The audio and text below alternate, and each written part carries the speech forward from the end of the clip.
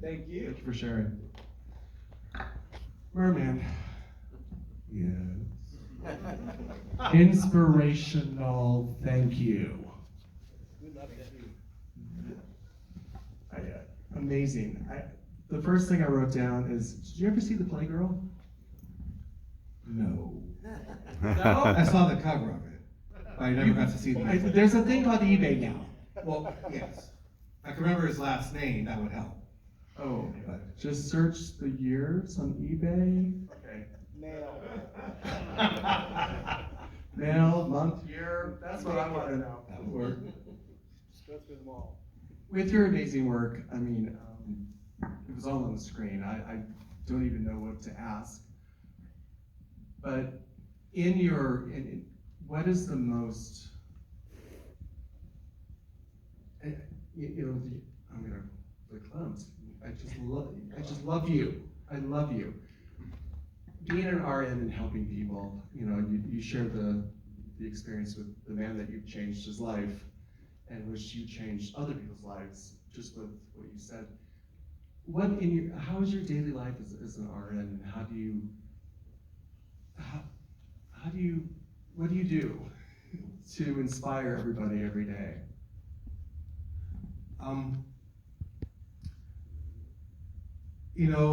We all have been through some trying moment in our lives.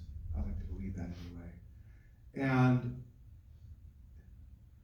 if we can, I work at Betty Ford now. I've not been through a program, I'm not sober. And people have asked me there, how can you be so happy and identify with us? I said, because you have a disease. And a disease is a disease is a disease, within reason. I don't have to have cancer to be able to empathize with someone or shed some light into their life. The same goes with people that are fighting addiction. I can identify with you. I can take my past experiences and look at you and offer you hope.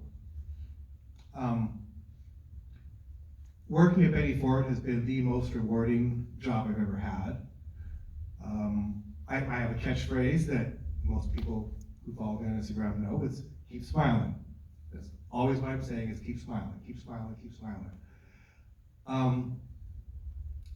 And it's really through that, and just remembering my life, remembering what I needed to hear when I was down and out, the things I needed to hear that I never heard, and then being able to offer people those words. And that's kind of what keeps me going. It's just that there's always hope out there, and now more than ever, we really need to stand together. Like, we really do. So we need to stop drawing lines between one another and working to understand each other and finding common ground. Yeah. And that's what everything I do is about. Yeah. It's just finding that common ground so you can have a way to be able to identify with people, to understand with them, and to be able to help them. You have to be able to help people on their level. What I want in my life right now is not what someone else wants in their life right now. I have to come to their level. And when I keep myself at that point, with that same point of view, I'm really able to help people out. I get, I get cards constantly at work from patients saying how just simple words, simple kindness, having a smile makes things better for them. Yeah. That's kind of where I come from on all that. And now that we've had this election, it's more important that we do that. Absolutely. And we want to thank your mother. And who is that fine gentleman beside you? Is that your husband? Yes, that's my husband up there, Tom. Hi, Tom. Woo! So the story Hey, with Tom. this is, I met Sterling, the director, on Instagram. We weren't friends. My picture in my Aquaman outfit came across his Explorer page. He saw it and thought, this guy must have a great story. He sent me a message, which went into my junk mail. I just happened to check it 2 days later, and he said, I want to do a documentary on it. I'm like, okay. So we, talked on the phone a couple of times, texted back and forth. 3 weeks later, he came out. We shot the entire documentary, 8 hours, 1 day, no storyboard. 3 weeks before Tom and I got married.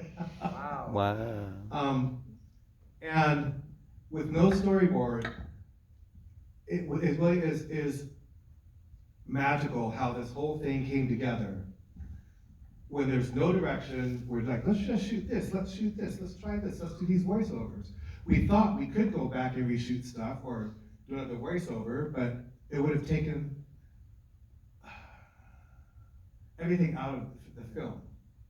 We just really worked what we had, and we premiered at Tribeca. Tom and I thought, oh, this will last 3 weeks. 3 months, and then Christmas, 6 months later, and then we get a call, how do you like the snow? I'm like, what? You went to Sundance? I'm like, okay.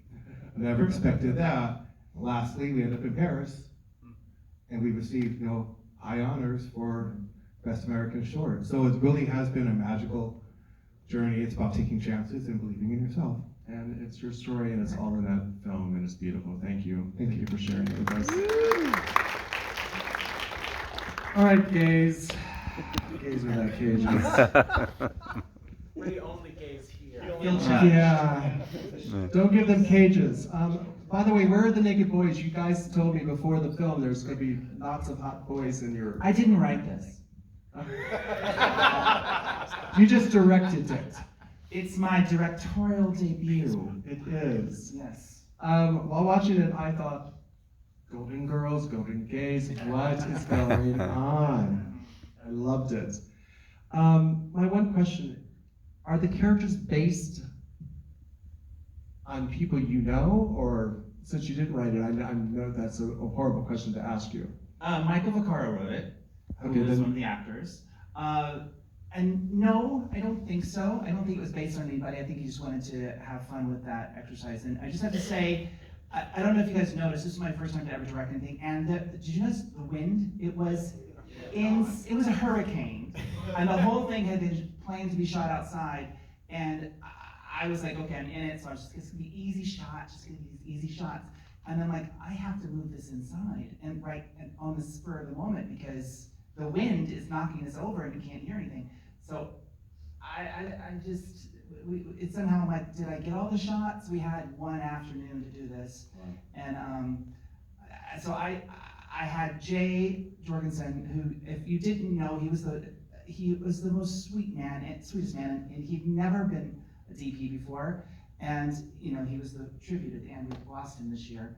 And I had 2 people in my crew who had never been on a crew before. I had never directed before. And I'm just thrilled that we finished it. And I edited for the first time in my life as well. So it's like, okay, we did it. I see wonderful filmmaking down here. I'm gonna say, we did it. You did it. How was it directing yourself? I kept forgetting that I was in it. It's like, okay, I have to figure out the shot, okay, action, wait a minute. I'm in it, and what's my first line? That's how that went. And here's a witness. Todd, how was he as a director? Exactly how he described it. Yes, it was guerrilla filmmaking. It was. I was just happy to say yes when Michael asked me to do it. I was, we had been in this pandemic. There had been nothing to do. Nothing had been happening. Show business shut down. I was like, yes, whatever it is, yes. How fun was it? How fun was it pushing Michael into the pool? So much fun. I know Michael. So much fun to push a bitch in a pool. So what Golden Girl would you be? Well, I guess in this one I was Sophia because I was playing older than I actually am. As they made me. Right. But that's Michael. He wrote you that old. Yeah, right. He's a bitch, and he deserved to go in the pool. We need more naked boys in your film. That's funny you asked that because Stan Zimmerman had written sort of the gay Golden Girls. He called it Silver Foxes. Mm-hmm. It was me, Leslie Jordan, George Takei, and Bruce Valanche. as the four guys who lived in Palm Springs. And now, isn't it mysterious that Max Muchnick has a show about older gays in Palm Yes. Springs that, huh. Amazing you just mentioned Leslie Jordan. I just saw a Christmas ornament with his face on it today. And God bless him, he was a beautiful man. It was wonderful. All right, we're down to the last one. Hi. Now, thank you for your sexy voice. My one question, has that happened to you? Or did you do a treasure hunt with somebody else? For somebody else? You know, no, it hasn't happened to me, and it's really when you're kind of doing a film on a dime. It was where could I shoot for free, and that was really the inspiration was, well, I know somewhere where nobody goes, and I thought about lighting, and we can shoot this for almost nothing. So that was really the motivation, other than the fact that it was a shameless plug for my And there was no podcast. steam in your, I mean, the boys were steamy, but there was no steam in this one. No, I know, and they're just short of steamy. They really should be called just short of steamy stories. But it is a shameless plug for the podcast. So I just kind of put together what I had, and I just like making just sweet male romance, positive message, happy ending films. I think that it's necessary for the world to have. So this is my contribution to it. It's beautiful. I would take a treasure hunt any day. Thank you, gentlemen. Thank you, everybody. Give them a round of applause for the wonderful films.